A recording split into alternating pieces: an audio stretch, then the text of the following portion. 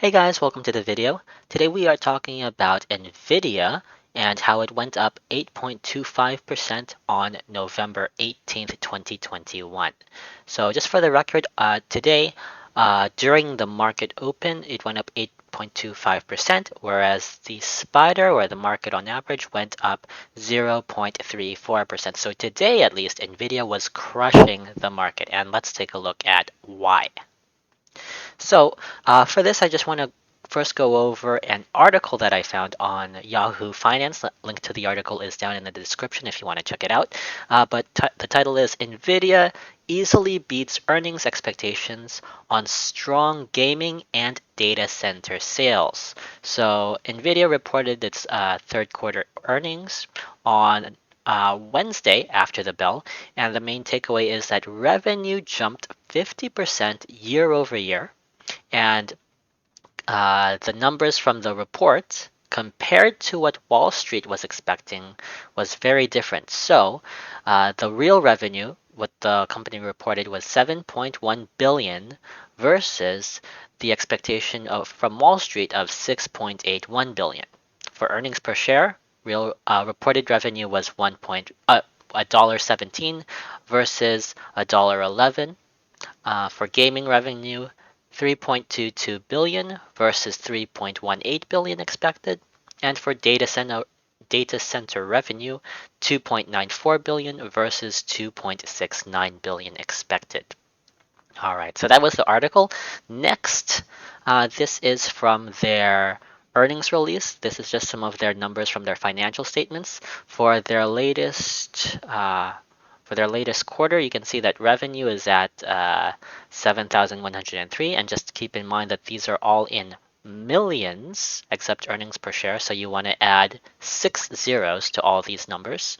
But the main takeaway is that revenue is increasing, so you can see that this number is higher than this number, this higher is higher than this number. Their revenue is going up over time, so that is good. That is why it's going up.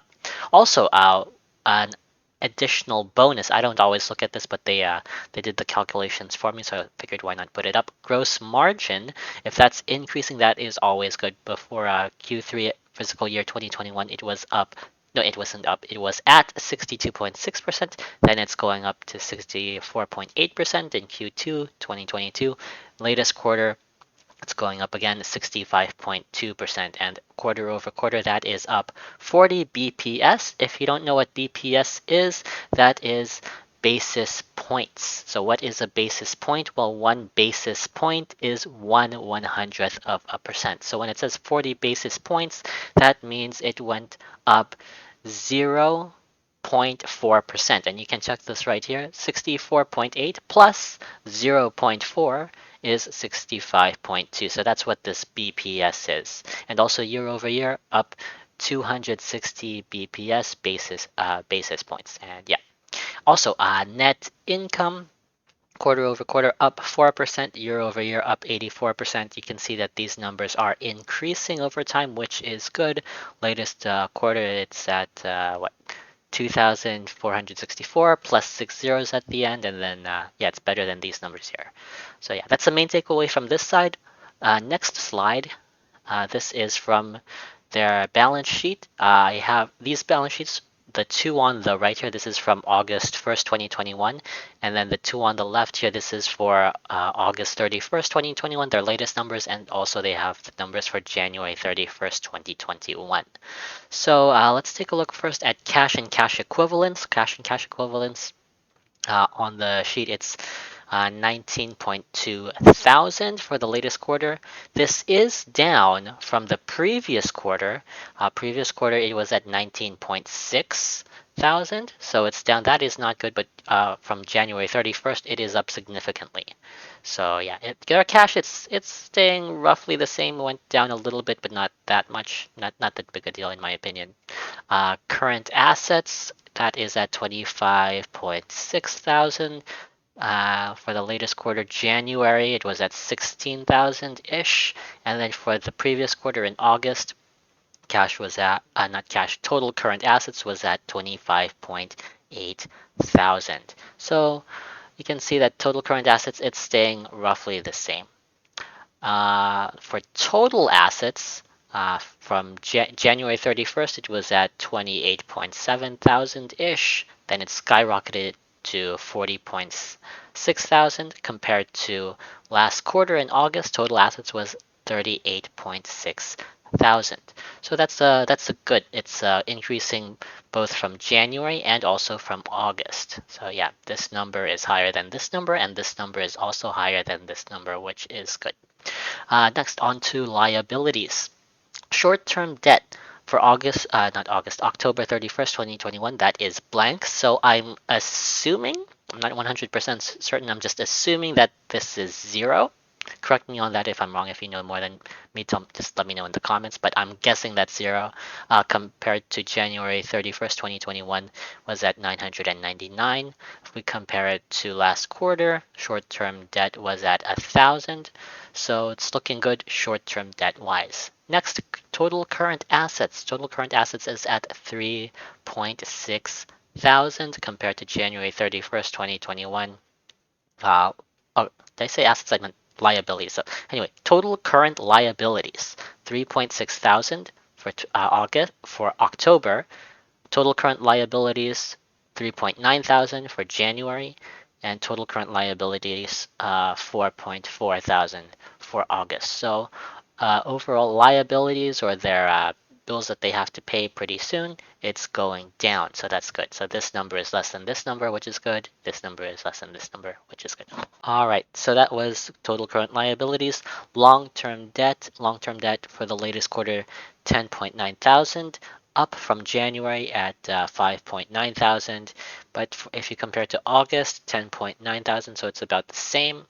Total liabilities 16.8 thousand for the latest quarter, January 11.8 thousand, and back in August it was at 17.5 thousand. So total liabilities, you can see that it is going up from January.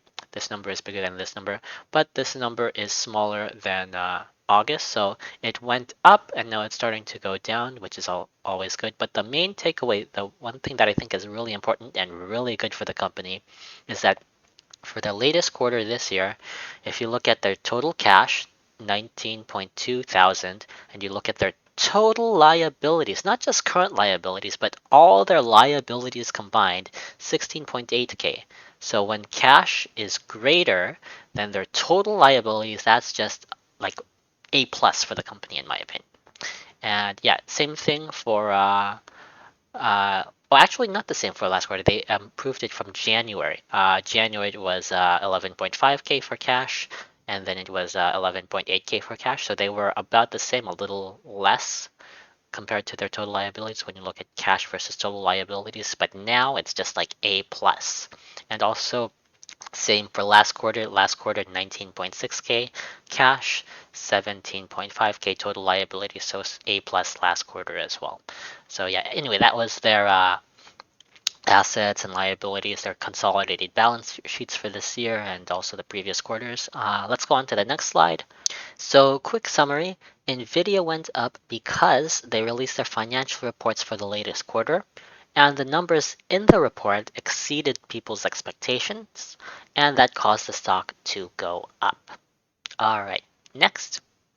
Next slide is just winners win in general. Not all the time, but in general. So you can see that this is a screenshot from the follow along portfolio for the whole shares. I added these three companies, Etsy, Nvidia, and Roblox, and these were all winners. They were all doing well. They were all beating the market. And I add to my winners in general because they continue to win. Not all the time, but most of the time. So when I say in general, it's not 100% of the time. Like look at Tesla. For me, I bought Tesla. This is when I bought Tesla, like rough prices when I bought Tesla, not exact. But if you look back to February 21st, 2020, Tesla was at $180 a share ish, and then about a month later, it dropped down to 85.5 per share, $85.50 per share. So you can see that is a decrease of 47.45%. So winners do not always win. That's why I always say in general. But look at this, it did skyrocket and then it's like crazy now. It's 1,096. But the thing is, do winners always win in the long run like Tesla? No. It's not always going to go down and then go up like crazy. Nothing is certain in the stock market. It's all just best guess. So winners like Tesla and Nvidia, even though they're winning right now, they could go bankrupt. But I'm just holding on it. But and a lot of people may be asking, so how do I beat the market? What do I do? So how I beat the market is add to your winners. And if your winners turn into losers, hold on as long as you still like the products and believe in the company, and you believe that the company can get through tough times. Worst case scenario, the company goes bankrupt, 100% loss, but that's okay. And why is that okay? Because there's no limit on how much you can gain. There's only a limit on how much you can lose. And that means only one winner can make up for all your losers combined. So what you want to do is hold your winners and your losers and let your winners far outperform your losers. That is how I beat the market. And yeah, last slide. Google Sheets link is in the description below if you want to take a look at my portfolios and how I'm doing compared to the market. See if I'm beating the market for whichever portfolio you're interested in. Feel free to click that link. Also, Discord link if you want to join the Discord Stocks with Daryl. You can click that. I post updates to my portfolio on the Discord and playlists. You can check out the playlist section on my channel if you are interested in more videos. I have a lot of different playlists here. Some are getting started in the stock market, buying the dip. I have one thing I wish I knew when I started investing. I have your questions answered, and I also have this Japanese playlist, Shin Nihongo Gyohaku Mon and 3. Just to let you guys know, this channel is not 100% stock videos. I also throw in some other videos that are not stock related, like my other hobbies such as learning Japanese or working out or yoga or gaming, stuff like that. So yeah, anyway, that is it for this video, and thank you guys for watching. I hope you guys have a good day, and I'll see you in the next one. Bye.